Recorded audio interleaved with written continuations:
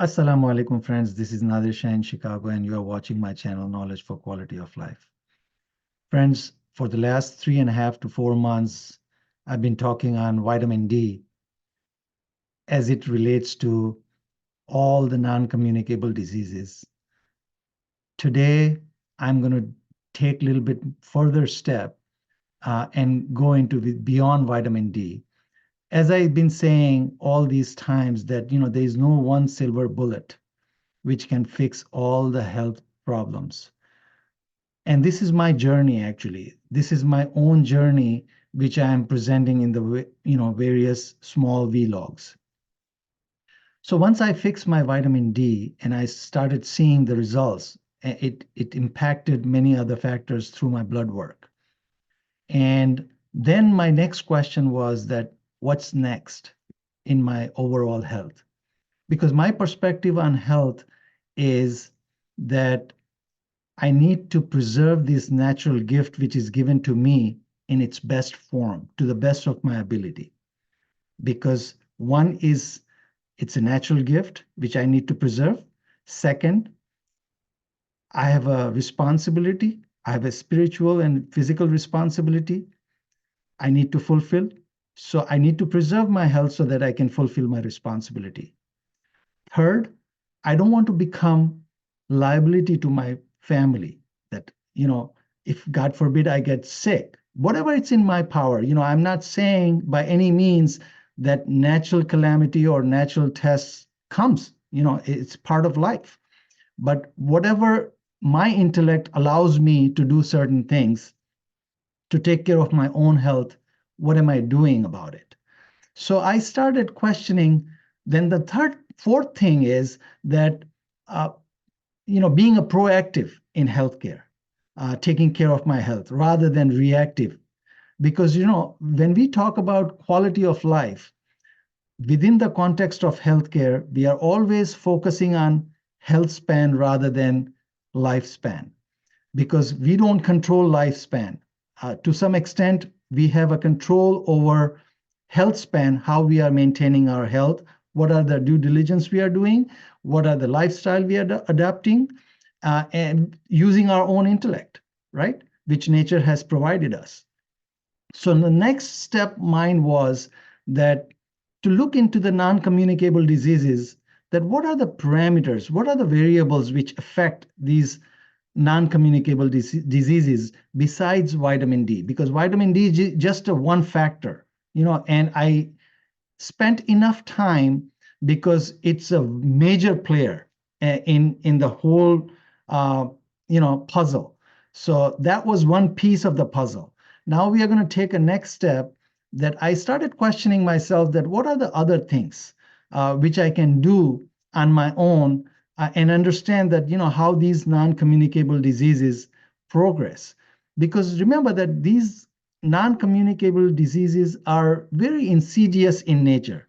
There is very slow progress, and it harbors within us without us knowing that it's inside us. But by the time the symptoms appear in the form of, some issues, health issues, and we've experienced certain things, we go to the doctor, and sometimes that disease is already inside us. So my question was that, what are the proactive steps I can take to mitigate or to underwrite the risk? So I came across some literature which leads to me to understand that, there's a concept called in healthcare, which a lot of validated research and community authenticated. We call it metabolic syndrome.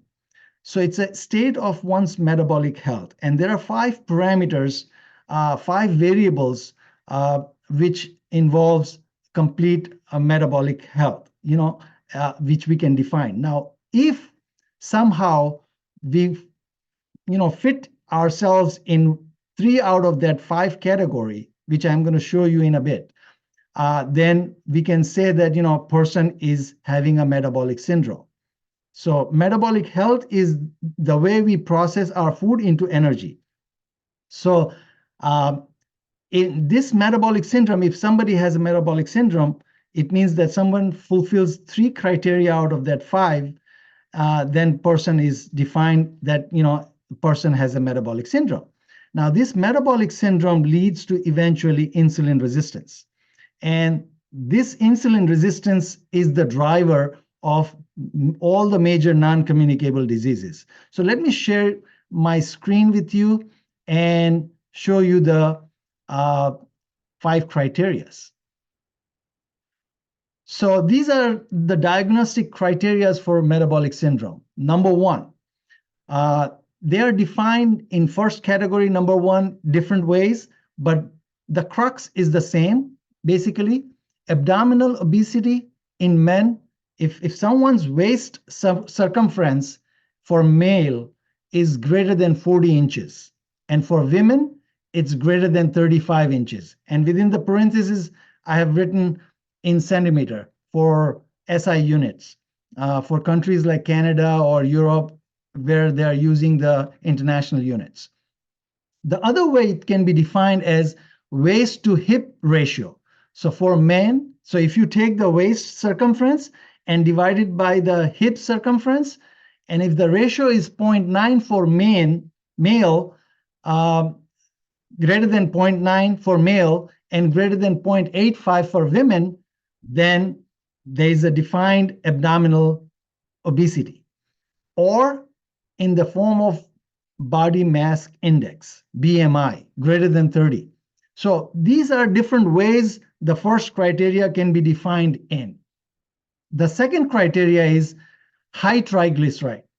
So if someone has triglyceride is a fat in one of the lipid panel. We will talk more in detail when I'll discuss the lipid panel and the detailed ingredients which goes into the lipid panel and how to read it, how I learned it, and we'll talk more about it. But if someone's triglyceride is greater than or equal to or greater than 150 milligram per deciliter, and again, in parentheses is international units, 1.7 millimoles per liter, then the person can have one of the criteria satisfied out of 5 criteria.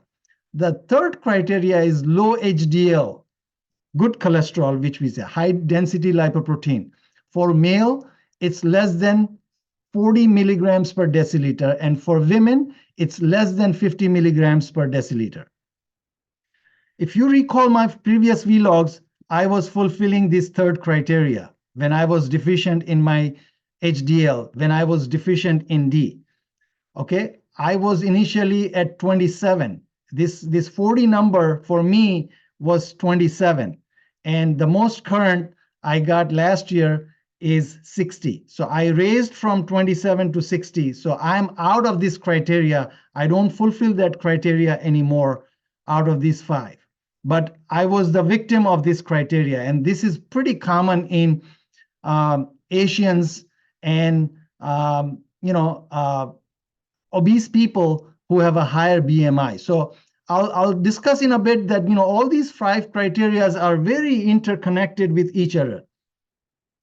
The fourth criteria is blood pressure, 130/80, greater than 130/80.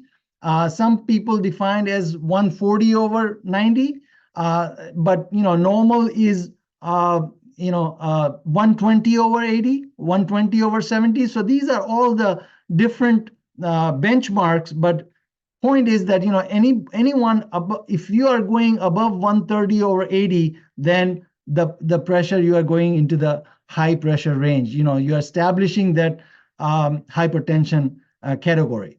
The fifth criteria is impaired fasting blood glucose, equal to or greater than 100 milligrams per deciliter. Sometimes, doctor even don't bother if somebody is 105, 103, 104, up to 110.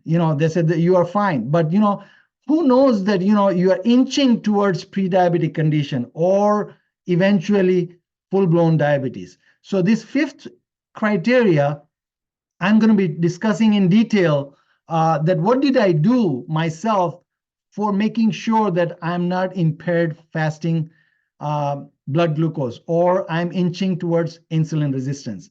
There are much more than just measuring the glucose.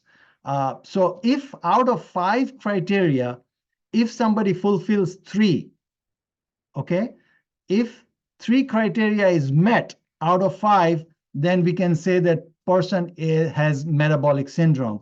And once somebody has a metabolic syndrome established, it means that the person is already insulin resistance or moving towards insulin resistance. And that's the point. We want to stop that, and remember that this all criteria, 5 criteria, is totally related to your lifestyle, nothing else. This is not natural disease or natural criteria. This is all driven by our lifestyle, basically. So we will discuss more how it relates to lifestyle. But if you look at the following slide, so this is 2030 projection. So on the x-axis, you are seeing the age groups divided into different categories. And on y-axis, you see millions of deaths, deaths in millions. So if you look at these, for women, it's separate and men is separate. So this is projected deaths in millions for the year 2030 based on how things are going. So these are projections. See how exponential curves are? So this color coding is that red is cancer, orange, dark orange is cardiovascular and diabetes. The light orange is respiratory diseases, and another one, this color is all other non-communicable diseases combined. Then we have other injuries. Then the grayish area is communicable, maternal, perinatal, and other nutritional conditions. So basically, if you look at it here, that all the non-communicable diseases, if you add them up here, red, dark orange, light orange, and then brown, it's almost 4 times than the communicable diseases. So, sometimes my friend used to say that, if somebody has a big belly, they say, well, we belong to a well-fed family. But this is another documentation in the scientific literature that all the non-communicable diseases are diseases of the rich, means well-fed families. So it's not well-fed, what you are eating, that what it matters. How you are, think of this as a, if you have a car which runs on gasoline engine, and if you put a diesel in it, how would that car function? So of course, think of this human body as an engine designed by nature, so it requires certain amount of fuel, right? So we will talk about more that, what type of fuel body needs. And this metabolic syndrome, as I said, that, it's a lifestyle issue, right? So the type of food we ingest, the type of food we consume, but because nature has designed this human engine or body, it can take certain jolts, certain shocks. It will warn you, in the form of signs or symptoms, and it will give you a chance to back off, right? But if you keep, doing it over and over and misusing the system, of course, that thing is going to haunt on us in the long run. And this is what we call the insidious in nature, that, it's harboring within us without us knowing about it. But by the time we realize, sometimes it's too late. And remember that, these all non-communicable diseases are very slow in progress, but the consequences are very deadly. Okay, so you see this, in men and women, it's pretty much similar pattern going forward. So this next slide is our industrialization, the type of food is available in the marketplace. So if you look at here, the pie chart, ready-made meals, industrial packaged breads, milk-based drinks, breakfast cereals, processed meats, margarine, and other spreads, industrial potato chips, processed cakes, snacks, ice cream, biscuits, confectionery, and on and on. So the list is on. Now, this thing happened in the last 60 to 70 years when the industrialization of the food processing, manufacturing just skyrocketed. And we know that, all these non-communicable diseases has been skyrocketing as well along with it. Because, time has taken us so much toll on our life that we need everything quick fix. We need everything fast. But unintentionally, what are we doing to our system or this engine? We are not aware of it, and slowly and gradually, it's going to come and haunt us. So the purpose of showing these slides that, people say that, oh, yeah, I eat fresh. I buy organic from the marketplace. I buy, whole foods. But when we say whole foods means it shouldn't go through the process. Once it goes through the process, if you read the labels of the chemicals or preservatives which they put into the, making it through the process, because that increases the shelf life. Because if they don't put those ingredients to increase the shelf life, of course, it's not going to have longer expiration.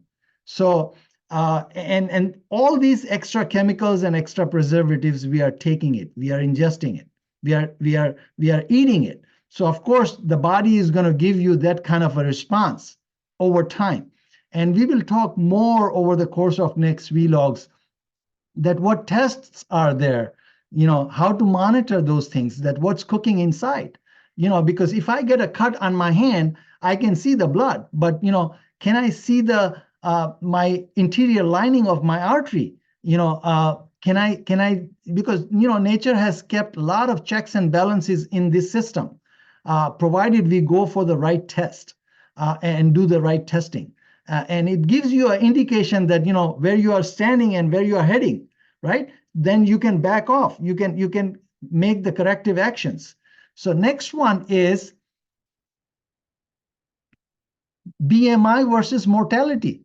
So if you look at, we have heard that all these diseases we have heard from the doctor that, if somebody is overweight, they say, well, reduce your weight, right? So people think right away that, I have to diet. No, it's not a diet. Diet by reducing the weight, it doesn't work, but it's a lifestyle. In the long run, if you change your lifestyle, okay, then it's going to become a part of you rather than, like for instance, I eat everything except certain things, which I'm not designed for it, right? So I don't diet, but I'll tell you my situation that I was never in a obese category. People who know me in Chicagoland area or in the United States or in back home, Karachi, Pakistan, I was always a skinny, but over the last 4 or 5 years, just by watching what I'm eating extra carefully, I lost 2 inches of my waist. Now, this is not a whole lot thing. 2 inches of waist is nothing for me because, I didn't have too much to lose. But what I saw, the results in my lipids and my other parameters in my blood work, it's phenomenal. It's just mind-boggling that, how things pan out in the overall picture. So if you look at this, higher BMI person will have lower HDL, higher triglyceride, higher blood pressure. So all those 5 criteria which I just showed you, they are very interconnected with each other, right? Now remember that LDL, the bad cholesterol they call it, it's not in one of the 5 criteria. And we will talk about LDL business when we talk in detail about lipids. But if you look at this mortality curve, that the underweight person has a higher mortality, the overweight person has a higher mortality as well. So these decimal, this orangish red color line says healthy never smoker. right? And this is all participants. So if you look at the sweet spot here, this is a sort of a reverse J curve. So if you look at the sweet spot is 0.96 mortality, less than 1. So it's somewhere in between 25 to 28, 27. And in this spot, basically from here to here, between 1 to 101, this is the sweet spot range, basically. So an average weight person, because we all carry our natural weight. By lifestyle adaptation, we go either overweight or we go either underweight, right? So depending on what type of nutrition and what type of, because we burn energy by one of the two sources, either through fat fuel or through carb fuel, through glucose, right?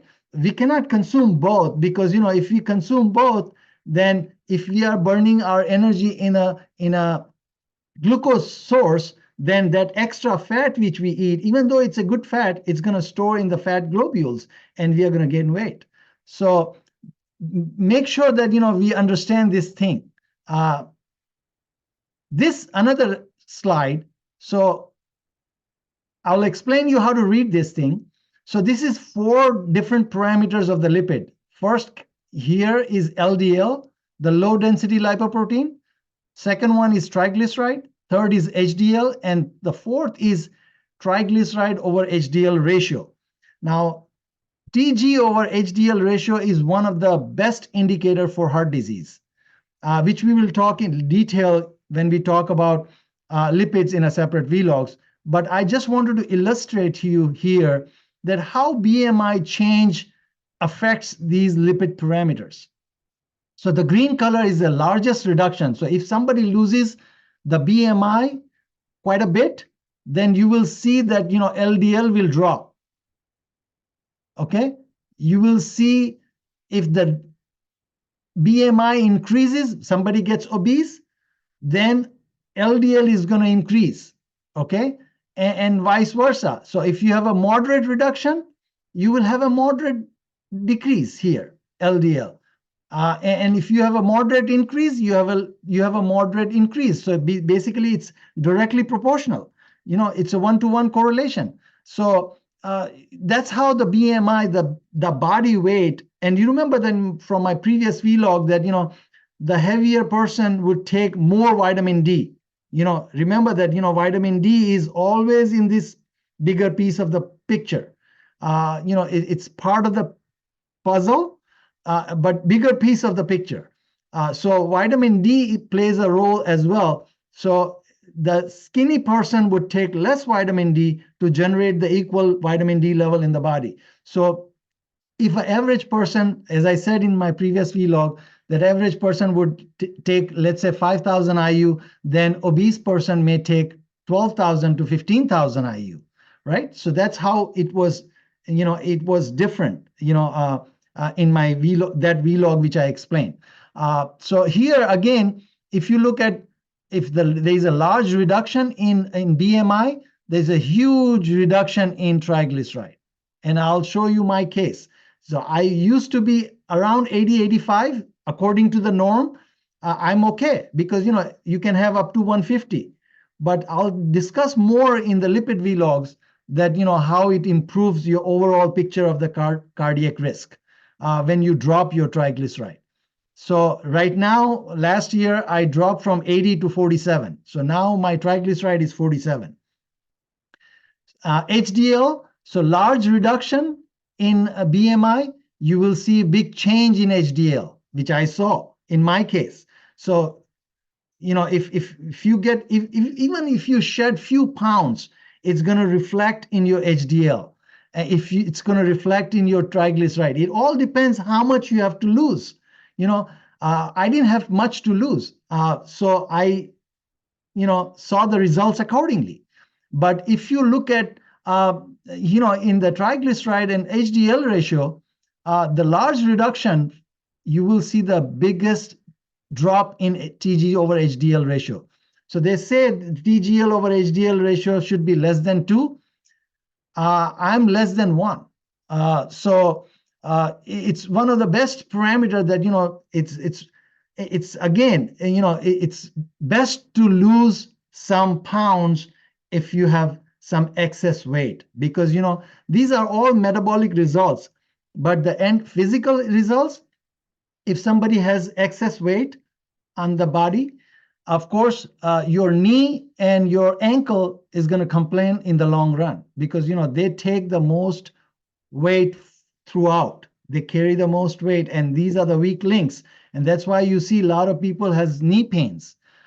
So it's one of the other advantage that, if you lose weight, if you become a little bit healthier weight person, then it's advantageous to you. So let me stop share here. So in essence, what we are trying to do that, we are trying to improve our quality of life by addressing the health span, by addressing the health parameters, which controls numerous factors, including metabolic syndrome. So hopefully next vlog, I'm going to be addressing the 5th criteria a little bit in detail, because I have observed, amongst my friends and, including myself, and including a lot of people which I've been reading the case studies, that they were in that boat, but by the time they realized that, they are declared pre-diabetic or full-blown diabetes, they could have done something else as well to prevent it. So we will take a deeper look into that 5th criteria, that how to define properly that if somebody is insulin sensitive or insulin resistance. Until then, see you.